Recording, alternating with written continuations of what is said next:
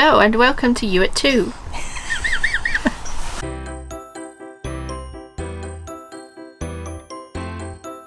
We are now... I'm contractually obligated to laugh every time she says that.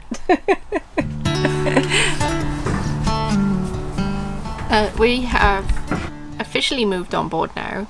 It has been a few days since we picked up the keys, and yesterday we handed over the keys for You at 1 to the broker, and so we've been unpacking like crazy today and over the last few days.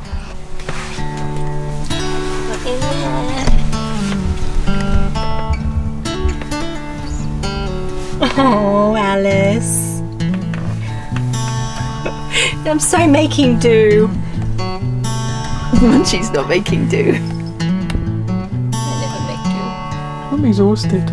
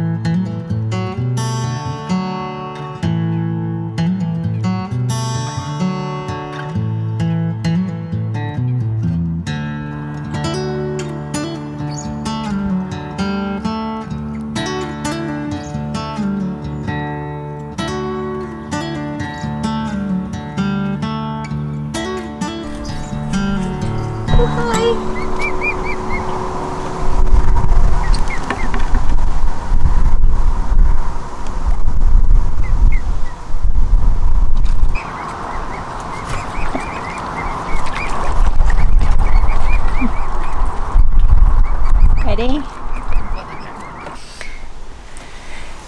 So a Hewitt is officially for sale, and friends of ours have said, how do you feel about selling your first boat? And it's weird, it's a very kind of what you kept saying on the day. Well, it's like when you sell your first car, you're a little bit sad because it's your first car, but you're also really excited to have your second car. So hopefully somebody will have their first narrowboat and she'll be awesome. We are on our new boat and she is very, very full of boxes. So we really want to show it to you, but there's some jobs that we have to do today. Yeah, so I have a fun job today. This toilet has a Thetford toilet. This boat has a Thetford porta potty toilet, which is one of the ones that has a flush. And because it has a flush, it means that there's an electric supply and a water supply to the toilet, and it's also screwed to the wall as opposed to the type of toilet that we used to have on Hewitt, which was just a cube, which was a fully portable, you could lift it up and carry it around. This one has... How are you using it? This one has a little door, and through the door you pull the cassette out. Yes. So what we've done is we've advertised the toilet because we're not going to use it, and somebody's going to We didn't advertise it. We said, does anybody want our cassettes? That's advertising. Because we're going to go take them to the tip. Yes. And dispose of them responsibly. And they're in really good condition. It's a very lovely toilet. And then I also put a photo of the toilet on this Facebook group for the marina that we're on at the moment. And somebody messaged back and said, yes, I'll have that, thanks. So then we realised, well, actually, we have to uninstall it. Yes. But the uninstallation we knew about anyway. We have to do it because we want to put our composting in. Yeah. So I don't have anything to plug off the pipe with, but I have tracked back the pipe to the junction on the main water supply, and I do have one of these. So at the moment there's a T-junction there, so I'll take the T-junction out and put this straight connector on, which is lucky that I had this in stock. Very. Or the gentleman wouldn't be getting his toilet today.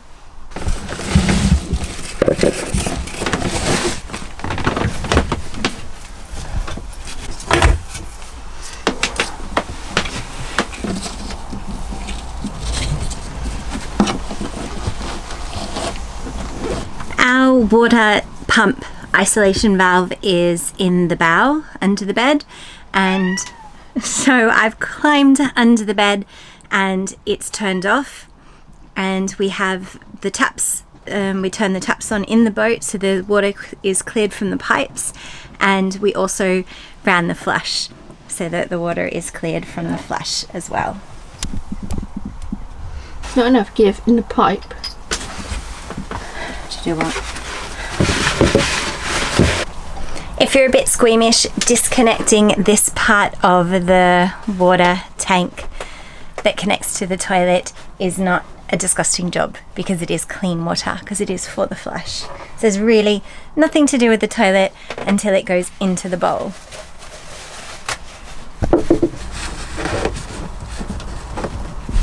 I've managed to painstakingly remove this T-junction, and now I have this one ready to go in its place. In my hand here I've got these are inner pipe supports, and they're important with the plastic pipe so that when you push it into the connector that the end doesn't get mangled.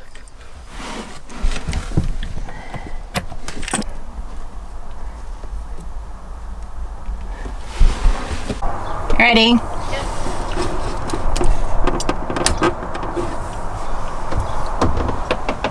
Nothing?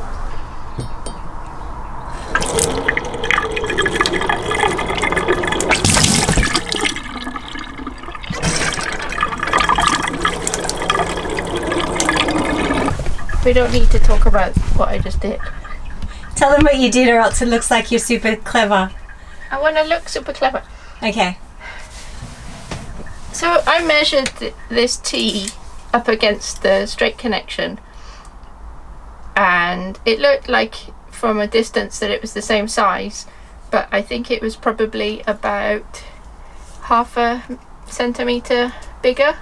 So when I put the straight connect in the pipe, it wasn't long enough, so I couldn't join the two pipes together in the connector. So I went and checked to see if I could get access to the other end of the pipe to try and replace a section of pipe, because I have a piece of 15mm pipe that I could have used, but I couldn't get access to the bit without dismantling the bathroom. So I hacked it, unfortunately. I got my pipe cutter, because plastic pipe, chopped through it and put another connection joint in. Now, whilst I know it's not ideal to have an extra connection in the pipe that's not needed, it's easy for us to get to, and so we can check it periodically, and the dinette will go in and out of fairly regularly to get access to different supplies, so we'll see quite quickly if there is a water leak.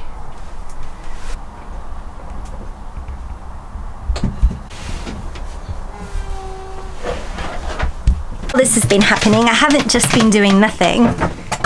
I have been cleaning the Thetford cassette, and I haven't had to use an Elsan for a Thetford cassette forever, and I just want to say now, I love composting.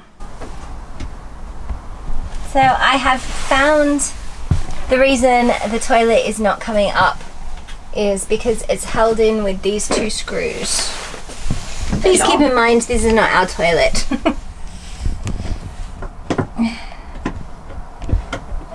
Ready? Better move now.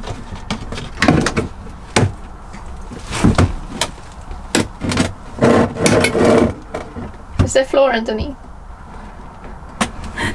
Yeah. Keep in mind it's not our toilet, so if it's disgusting, it's not our disgusting.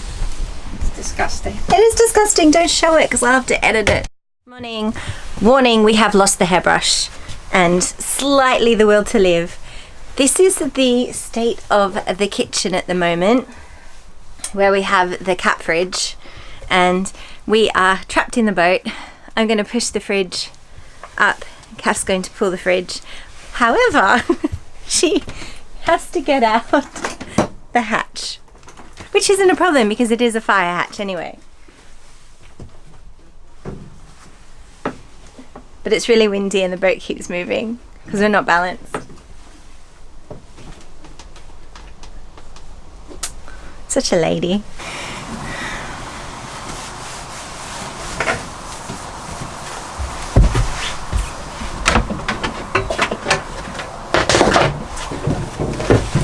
Should we? Oh yeah, we'll use the stair for leverage.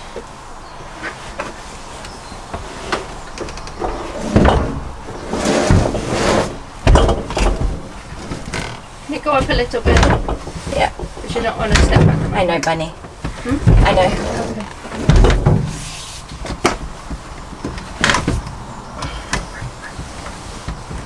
Always use your belly when you're moving.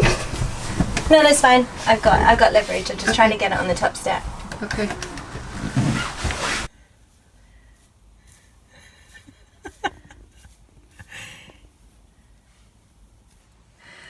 Life without a hairbrush continues. We're only going to the recycle place, honey. Nobody's going to judge you. You just did. I did. And those people did. They did. There's the extra mattress in the back of the car. Yep. And the fridge and a microwave. Where's the microwave? In the mattress. Okay, so it's not going to fling. No, it's okay. Nothing's going to fling around. There's too much friction back there. And like in here.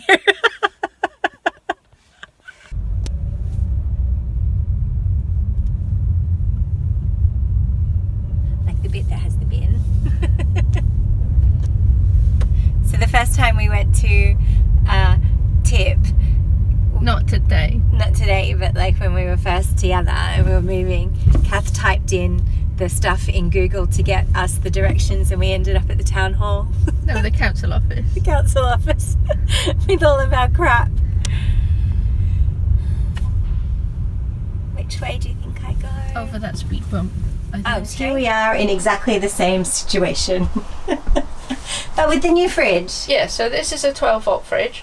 Because we had to put it in the back of the car, which meant we had to put it down flat, we now have to stand it for between 12 and 24 hours, like you would with a domestic fridge in a house, to let the compressor thing The gas level out.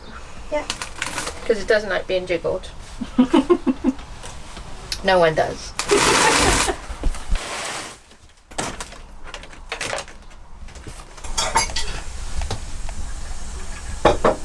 Hello. I'm just replacing the LEDs on our boat.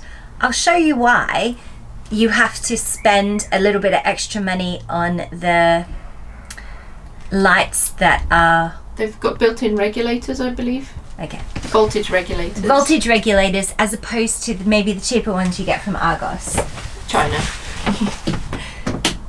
So, I'll stand back here. it turns into a bit of a disco. So if you see these flicker on and Can't really off. see it. It's not doing it right now. Yeah, they take turns. It's Morse code. That one's flickering and then that one's flickering. So if you're in a boat and your lights are flickering, you don't have voltage regulated LED lights. So we have had to buy a heap, so much so that at Midland Chandler's we cleared their shelf and bought our little LED with voltage regulators.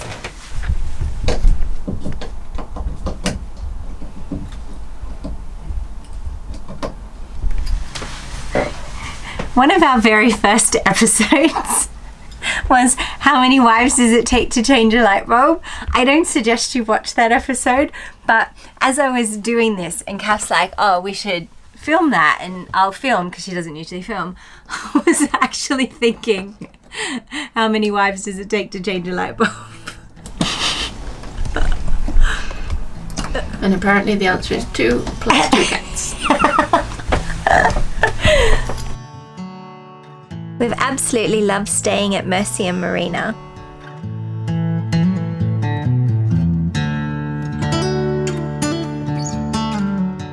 We're going to head out on our new narrowboat for the first time, so if you're not subscribed, click the subscribe button so you don't miss out. Thanks for watching.